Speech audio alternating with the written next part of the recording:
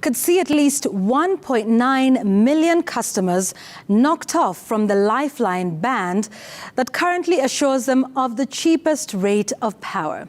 In a proposal to the Energy and Petroleum Regulatory Authority, Kenya Power is seeking to raise revenues to meet contractual obligations for power purchases and to meet what it terms increased power transmission costs.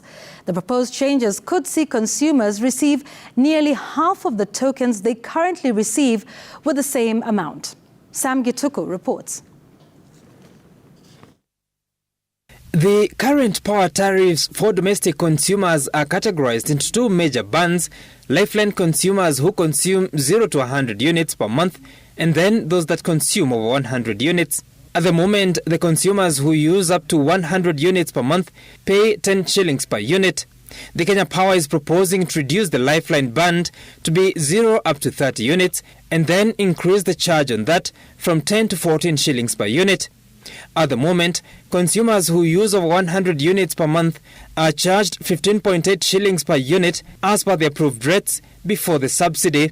The Kenya Power is proposing to abolish the high consumers band and replace it with one for all consumers who use over 30 units per month to pay 21.68 shillings per unit before a subsidy.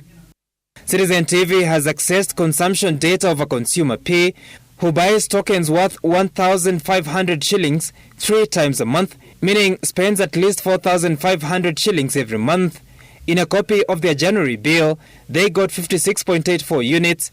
The token amount was 716 shillings, the balance going to levies and taxes.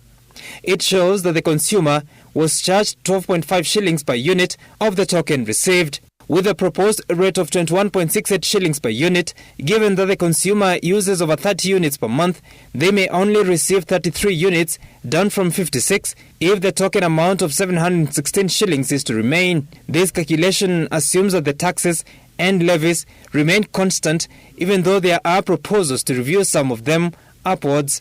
Given that the consumer spends at least 4,500 shillings per month, while today they receive a total of 170 units of power, should the proposal by Kenya Power be effected, the consumer will only receive 99 units. To procure the same amount of units currently enjoyed, they will need to pay 7,750 shillings, up from the 4,500 shillings, assuming that the amount of taxes and levies remains constant as per current bills. Currently, out of the 9.1 million domestic consumers, 8.2 million are in the 0 to 100 units per month, a band being abolished. There are 900,000 users in the over 100 units band to be abolished and instead have a band that is over 30 units per month. Consumers of 30 units and below currently stand at 6.3 million. At the start of the year, President William Ruto promised there would be reviews to the power tariffs to accommodate various social classes in the society starting this March. We are conducting a whole review of tariffs of all our energy requirements. And in 3 months' time, we will have public consultation to ensure that we have tariffs that are sensitive. Kenya Power says the proposal will align the objectives of the lifeline social tariff customer category with the correct social class normally defined by level of income.